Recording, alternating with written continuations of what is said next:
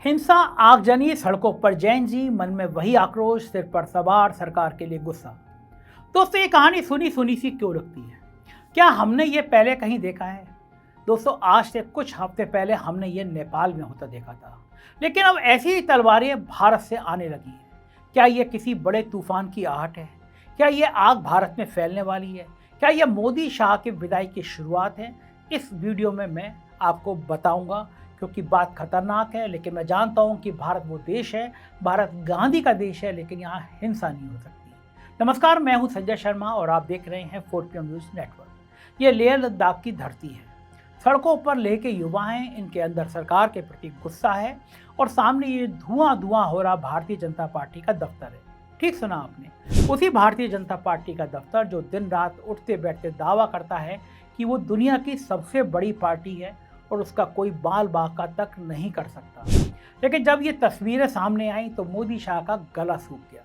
भाजपा के पास कोई जवाब नहीं था तो वही पुराना राग अलापने लगी।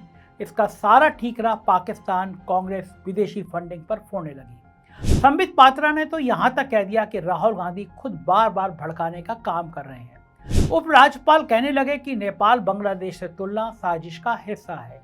मोदी चैनलों पर बहस होने लगी कि देखो, भारत के खिलाफ साजिश हो रही है। लेकिन क्या सच में इसके पीछे पाकिस्तान का हाथ है? क्या सच में कोई बाहर से फंडिंग हो रही है? क्या इसमें कांग्रेस का कोई हाथ है या मोदी शाह द्वारा नैरेटिव सेट किया जा रहा है ताकि उस गुस्से पर पर्दा डाला जाए जो आज के युवा के अंदर उबल रहा है? आपकी तरह हम भी सोचते थे कि भारत कोई नेपाल या बांग्लादेश नहीं है जो यहाँ पर लोग इस तरीके के उग्र आंदोलन का समर्थन करेंगे। लेकिन हम भी हैरान रह गए जब हमने अपने कमेंट सेक्शन पर नज़र डाली।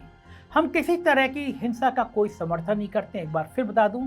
लेकिन 4PM के ऑफिशियल फेसबुक अकाउंट पर जब लेह में भाजपा दफ्तर की भीड़ द्वारा फूंक देने वाला वीडियो अपलोड किया गया तो ये भयंकर तरीके से वायरल हो गया। 24 घंटे के अंदर इस पर 60-65 लाख व्यूज़ आ गए। इस पर शायद अब तक करीब 1.5 लाख से ज़्यादा लाइक्स आ चुके हैं, जबकि 11,000 से ज़्यादा कमेंट हैं। सोचिए, 40,000 तक तो बस शेयर हो गए इस वीडियो के। इसका मतलब साफ है कि इस वीडियो ने आप दर्शकों का खूब ध्यान खींचा। लेकिन भारतीय जनता पार्टी के दफ्तर जलने से ज़्यादा दिलचस्प चीज़ निकली इस वीडियो के नीचे आने वाले कमेंट्स, जहां लोगों ने भर भरकर इस घटना पर अपनी अपनी प्रतिक्रिया दी। आज हम वीडियो में घटना पर आए कुछ टॉप कमेंट्स आपको दिखाएंगे और उसका विश्लेषण करके बताएंगे कि क्या सच में इसके पीछे कांग्रेस या पाकिस्तान का हाथ है या फिर आम जनता की भी इसमें सहमति है। सोशल मीडिया पर जो वीडियो वायरल हुआ है उसमें भाजपा का दफ्तर जलता दिखाई दे रहा था, लेकिन असली आग तो इस वीडियो के कमेंट सेक्शन में लगी, जहां जनता ने बिना किसी फिल्टर के अपनी प्रतिक्रिया देना शुरू कर दिया। इस वीडियो पर सबसे टॉप कमेंट रहा वीरेंद्र पासवान नाम के एक यूजर का, जिन्होंने लिखा कि जिस किसी ने इस शुभ मुहूर्त का शुरुआत किया है वो धन्यवाद के पात्र है। अब कितना खतरनाक कमेंट है कि शुभ मुहूर्त, बहुत खराब बात है, मैं कभी समर्थन नहीं करता, लेकिन देखिए कितना गहरा व्यंग है। शुभ मुहूर्त और दफ्तर की आग को जोड़ना ये कोई मामूली बात नहीं है। ये दर्शाता है कि जनता ने अपने गुस्से को भी मजाक में ढालना सीख लिया है। और धन्यवाद का जिक्र, बिल्कुल सटायर का मास्टर स्ट्रोक, इससे इनकी सहमति साफ झलकती हुई दिखाई दी। दूसरा कमेंट आया आसिफ हसन नाम के एक यूजर का, जो लिखते हैं, अच्छा है कि भाजपा के अंत की शुरुआत हो गई है, जनता सब जान चुकी है, बीजेपी मुक्त भारत। इस कमेंट से आपको कुछ याद आया? दोस्तों, भाजपा जली थी कांग्रेस मुक्त भारत बनाने, लेकिन अब तो बीजेपी मुक्त भारत की डिमांड पब्लिक करने लगी। और ये आसिफ जी तो इस हिंसा को बीजेपी की अंत की शुरुआत से जोड़ रहे हैं। उसके बाद एक और कमेंट आया है मुकेश बग्गा जी का, जो लिखते हैं, कितनी चोरी करके बनवाया गया होता सब खत्म, अगली चोरी की तैयारी कर रहे हैं वोट चोर भाई भाई, यही असली मर्म है। ये लाइन सिर्फ आरोप नहीं, ये वर्षों की निराशा का संक्षिप्त विवरण है, कमेंट है। ये कहना चाह रहे हैं कि बीजेपी के दफ्तर चोरी के पैसों से बनवाए गए होंगे, लेकिन दोस्तों ये सिर्फ बग्गा जी का नहीं बल्कि बहुत से लोगों का मानना है। आप याद कीजिए, 2014 से पहले भाजपा के कार्यालय किस तरीके से बने हुए थे। टूटी छतों और जर्जर दीवारों के बीच में पार्टी काम करती थी। लेकिन आज देखिए, भाजपा के कार्यालयों के सामने तो 5 स्टार होटल भी फेल है। ऐसी ऐसी हाईटेक मशीनें कि आप देखते रह जाएं। ये सब किसके पैसों से बना? आपके पैसों से। इसके साथ ही बग्गा जी मानते हैं कि वोट चोर अगली वोट चोरी की तैयारी में लगे हैं। मतलब भाजपा और वोट चोरी का अब अटूट बंधन बन गया है। लोग भाजपा के खिलाफ लिख रहे थे, भाजपा के दफ्तर को जलता देख बीजेपी की अंत की शुरुआत बता रहे थे। इसी बीच एक मोदी भक्त का आगमन हुआ जो कमेंट सेक्शन से ही जनता के बीच बुरी तरह फंस गया। उसने जब लिखा कि देश विरोधी लोग कांग्रेस आतंकवादियों का सहारा लेकर देश को आंख में झोंक रही है, देश की शांति भंग करना चाहती है, भारत के लोगों को जागना पड़ेगा, तो लोगों ने उसको घेर लिया।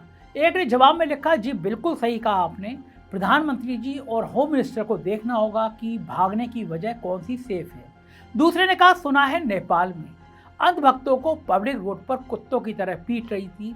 तो तीसरे भाई ने लिखा, किसान अपनी मांग करता है तो खालिस्तानी या कांग्रेसी, मुसलमान करे तो वो आतंकवादी। जब ये लोग अपनी मांग कर रहे हैं तो आतंकवादी देशभक्त तो सिर्फ बीजेपी वाले हैं और बाकी सारी दुनिया आतंकी है। दोस्तों, माखन सिंह नाम के इस यूजर के कमेंट पर 450 से ऊपर रिएक्शन आए और 400 से ज़्यादा लोगों ने कमेंट करके उनके विचारों को धो दिया। वहीं मान के नाम से अकाउंट ने कमेंट किया कि अगर आपके पास प्यारा सा परिवार, खाने को रोटी, सिर पर छत और 2 किलोमीटर तक कोई भाजपाई पड़ोसी नहीं है तो आप दुनिया के सबसे सुखी इंसान हैं। मतलब आप सोचिए, भाजपाइयों से जनता कितना भागने लगी है, उसके लिए अब रोटी, कपड़ा, मकान जितना ये अनिवार्य हो गया है, उतना ही कि 2 किलोमीटर के आसपास कोई भाजपाई ना हो। इसके बाद एक राकेश गोयल के कमेंट ने आग में घी डाल दिया। उन्होंने लिखा, नाकारा बीजेपी के कारण स्थिति बिगड़ रही है, अगर बीजेपी मनमानी करती रही तो आगे और भी कुछ देश में हो सकता है। यह कमेंट सिर्फ नाराजगी नहीं, ये चेतावनी है। नाकारा शब्द सीधे निशाना साधता है। जनता कह रही है कि पार्टी ने अपने दायित्वों को निभाना बंद कर दिया है, स्थिति बिगड़ रही है। यह कोई छोटा सा ड्रामा नहीं, ये चेतावनी है कि अगर मनमानी जारी रही तो जनता का गुस्सा और बड़ा रूप ले सकता है। एडवोकेट रशीद खान माहेगिरी लिखते हैं कि देश से तख्ता पलट की शुरुआत हो चुकी है, युवा जाग चुका है, पूर्ण राज के लिए लद्दाख, जम्मू कश्मीर, दिल्ली कतार में हैं। दोस्तों, ये कमेंट अपने आप में बहुत कुछ कहते हैं। हमें तो लगता है कि इसका विश्लेषण भी करने की जरूरत नहीं है, आप इतने तो समझदार होंगे ही। फिर एक यूजर संदीप वर्मा ने लिखा कि ये तो शुरुआत है। शुरुआत किस चीज़ की, ये आप भी समझ रहे हैं। अनिल मौर्य नाम के एक यूजर ने तो सीधे सीधे चेतावनी दी है कि हाँ, अंधभक्त है वही बीजेपी की वाह में लगे हैं, उन्हें देश से कोई लेना देना नहीं है। जनता जागो, अपने देश से बीजेपी वालों को बचा लो, नहीं तो ये लोग आने वाली पूरी पीढ़ी को बर्बाद कर देंगे। अब देखिए, यहाँ अनिल साहब ने साफ कर दिया कि वो सिर्फ विरोध नहीं, ये चेतावनी दे रहे हैं। अंधभक्त ये शब्द आज राजनीति की सबसे बड़ी निशानियों में से एक है। मतलब वो लोग जो आंखें बंद करके नेता की जय जयकार करते हैं और देश के हित की परवाह नहीं करते हैं, और जब जनता कहती है कि इन्हें देश से कोई लेना देना नहीं है, तो ये सीधे आरोप है कि उनकी निष्ठा पार्टी में है, देश में नहीं। और ये लाइन इस बात की भी चेतावनी है कि अगर इसी तरह मनमानी और अंधभक्ति जारी रही तो आने वाली पीढ़ी बर्बाद हो जाएगी। ये सिर्फ भविष्यवाणी नहीं, ये अलार्म है। चरण सिंह डांडा लिखते हैं कि शुरुआत पूरे देश में भी फैल सकती है, तो कोई ताज्जुब नहीं।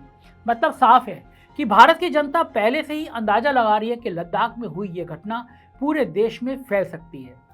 हलीम सिद्दीकी लिखते हैं कि पूरे देश का पैसा बीजेपी ने अपना ऑफिस बनाने में लगा दिया। अब भाजपा ने कैसा अपना दफ्तर बनवाने के लिए पैसे बहाए हैं, इस पर तो हम पहले ही बात कर चुके हैं। इसके बाद सबसे दिलचस्प कमेंट जो मुझे लगा वो पारसनाथ जी ने लिखा है, शुरुआत लेह लद्दाख से होगी, ऐसा सोचा नहीं था। मतलब इनको पहले से पता था कि भारत में भी होने वाला है, लेकिन इनको लेह लद्दाख से इसकी शुरुआत की उम्मीद नहीं थी। सच बात यह कि हमें यहाँ बैठकर लगता है कि लेह लद्दाख में रहने वाले लोग बड़े चैन से रहते होंगे, उनकी तो कोई डिमांड ही नहीं होगी, इसलिए आपने इस तरह की घटना होने की उम्मीद लेह लद्दाख में कभी नहीं की होगी। लेकिन सच ये है कि वो लोग भी सरकार से तंग आ चुके हैं। एक और यूजर विक्रांत कुमार ने कमेंट किया है कि श्रीलंका, बांग्लादेश, नेपाल बहुत जल्दी भारत में भी आ गया। मतलब ये भी उस क्रांति की बात कर रहे हैं जो पिछले कुछ सालों में हमने अपने पड़ोसी देश में होती हुई देखी है। हमने आपको सारे टॉप कमेंट्स पढ़ाए, जिनके कमेंट पर सबसे ज़्यादा लाइक से मतलब सबसे अधिक सहमति। बाकी के कमेंट सेक्शन में भी इस तरह की प्रतिक्रिया आ रही हैं। आप खुद हमारे फेसबुक पर जाकर देख सकते हैं, स्क्रीनशॉट आप लगा हुआ है, आप चेक कर लीजिए। 4PM न्यूज़ नेटवर्क डालेंगे फेसबुक पे तो आपको लिंक मिल जाएगा। लेकिन क्या आपने एक चीज़ गौर की, कमेंट करने वालों के नाम अगर आपने नहीं किया तो कपड़ों से पहचान करने वालों ने तो नोटिस किया होगा।